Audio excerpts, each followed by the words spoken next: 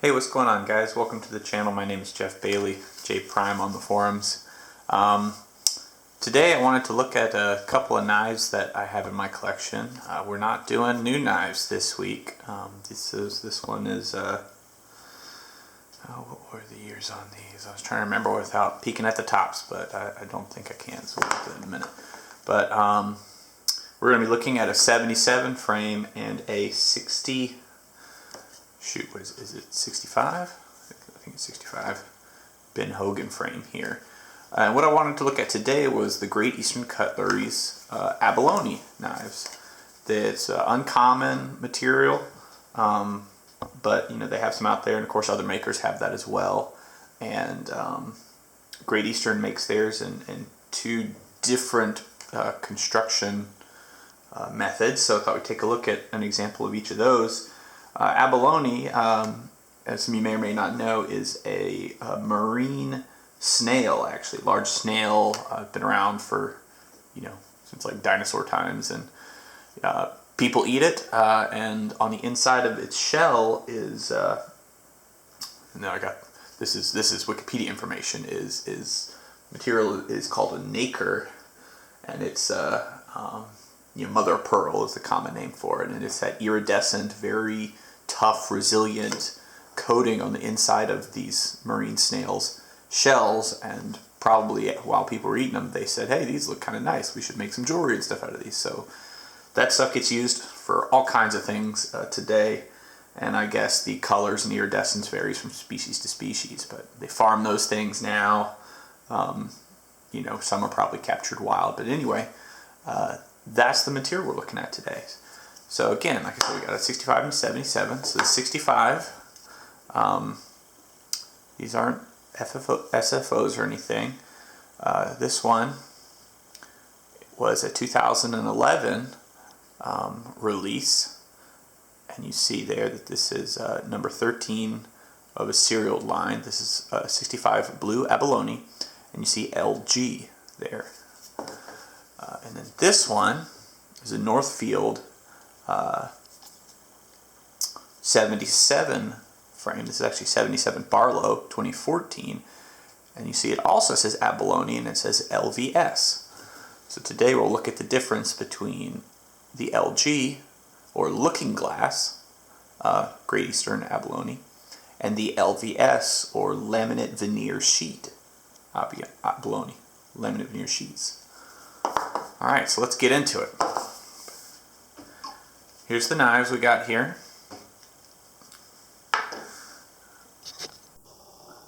Pull in a little bit here while I talk. Really beautiful material. I mean, you talk about no two knives being exactly the same. This Barlow actually has a nice story tied to it. Blade Forums, where I'm a member of, a couple of members were generous enough to hold a giveaway, which members very often are. It's a great forum, great place to check out. If you're into knives and you've not seen it, you should check it out. But they held a giveaway, and there was a photo competition. There were two knives being given away by two different members. This knife actually was the runner-up knife. The first winner knife was a Charlie Campagna TC Barlow from his Walnut line, which has his own cool backstory. But this knife actually came to me from a member. I was fortunate enough to win the runner-up knife with my photo entry. Pretty blown away by that. I mean, look at this thing. To just win something like this, it was amazing. Incredibly generous by those forum members. This knife, of course, would have been made in Titusville in Pennsylvania, and the member that I got it from was actually across the Atlantic Ocean in Scotland, I believe it was. So this knife has done its share of traveling, gone through customs a couple times, but very nice knife. very, very fortunate to have that in my collection. And then this is a Titty Ben Hogan that I actually found off of eBay for what I thought was a pretty good price. I'm not going to be able to keep this whole knife in the frame. It's a long knife, but kind of an uncommon, or at least what I haven't seen as much of, spear configuration for a Ben Hogan. I kind of like that. Something a little bit different. As you can see, this is a serialed, so 1 of 25, and this one is, as we said, number 13. You can see it right there. Anyway, back to the Abalone. So these two knives are one of each of, I'm just trying to get my camera in focus for you guys.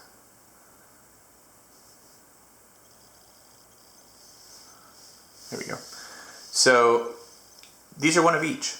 This one is the looking glass. This one is the laminate veneer. And at first glance you might think, well, I mean, their color is different, but the construction methods don't have anything to do with the color. The color, I think, is more dependent on the species of the exact species of abalone that was used. Maybe even just the individual. There could be variants there. But let's take a look at the differences between these. So let's start with the what's called looking glass. You see, I'll bring it up nice and close here. You can see it's just that iridescent, reflective material. The reason this is called looking glass is this construction of these is going to be difficult to probably get on the camera here. Might have to try to turn an overhead light on something. Maybe we can get that. That's closer. There, see, if we look at this totally on the side, look, you can see my fingers through the shell there. I don't know if you can see that. They're getting refracted a little bit. But do you see that? Where, like, if you look just above the back spring, you can actually see through the scales. You can see my fingers moving against the dark table in the background there. You can actually see the pin going all the way through there. See the pin for the shield is right here. You can see the pin up there. You can see all the pins. And it's going to be the same thing for the bottom as well, although we might not be able to get it to catch just right because that depends on how they sanded the, when they were shaping. You can kind of see there, you can see this top pin here, you can kind of see the whole pin. It's called looking glass because what they do here, because abalone can be very expensive material, and so to get this great look at a lower cost, that's my understanding. It's real abalone. It's not fake or anything. But what they do is they just have a thin sheet down here, and they set that under a dome of clear acrylic. So this has the texture of their acrylic knives, with the actual natural material underneath. So that kind of gives it that that's why they call it looking glass. It's like you're looking into, almost like a mirror, except instead of, sheet of whatever they make mirrors out of on the back side, and then you have the actual clear glass that lets the image be seen. There's a little bit of viewing angle you can kind of see here. As you start turning this way, you start to see more you start to notice the acrylic more, the sort of three-dimensionalness of the material, but I mean it looks great. And so the benefit you get here is they can use larger pieces of continuous abalone, but it's cut so thin that the cost stays relatively low. So anyway, that's looking glass. That's one method. That's the LG. The other method, which is on this Barlow here, is what they call LVS, laminate veneer. So we'll take a close look at this. We can get our camera to work. All right, here we go. We'll walk it in nice and close there. All right. So what do you see that's different here? That 3D kind of look is gone to it. I mean, you have the same, there's clearly abalone there, but it's much more fragmented. You can see lines here, and especially as you get towards the edge, you don't see those large, smooth sheets. You see a lot more small, broken up sheets. And the reason is because the way they do this is exactly how it sounds, laminate veneer sheets. Let's see if I can catch that glare there. See, as we rotate down here towards the edge, or especially even more on this side, you actually can see in the glare the lines of the sheets as they go down. So if we look at this completely at the base of the knife here, they've just stacked up sheets and sheets and sheets and sheets of this laminate material, almost like a plywood or something, the way they do for wood with laminate woods. Get their nice looking stuff towards the outside, and you know, maybe it's more sort of the scraps that form the lower bases, but it still gets a solid let's think about material. They're both smooth, don't get me wrong, but the acrylic is much more finely smooth, and there's a slight texture to the laminate veneer. Look, you can really see the lines of the sheets there. Because if this was like a solid scale, if you can imagine, as they're going and sanding these edges, buffing them down, you know, they're removing the actual material going down there.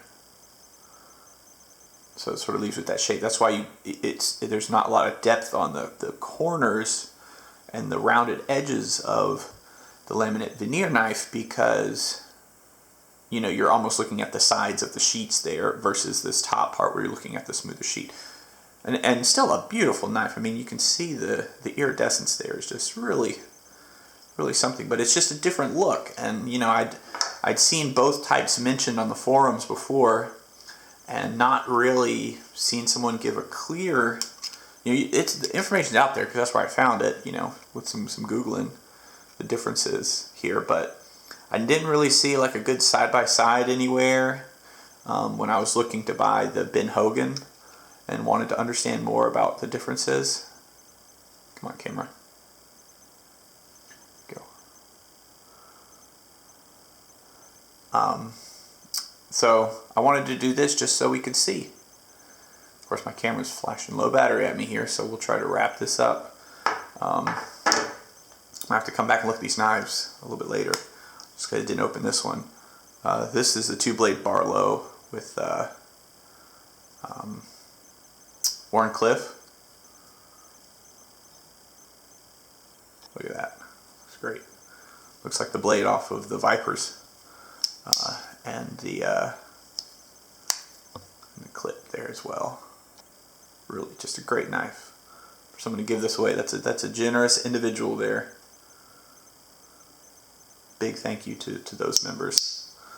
Anyway, before my battery dies on us here, I'm going to go ahead and wrap it up. We got Great Eastern Cutlery Abalone, both really nice knives to have. Different colors they've made available for these, but that is the difference between the looking glass and the laminate veneer. Thanks for watching.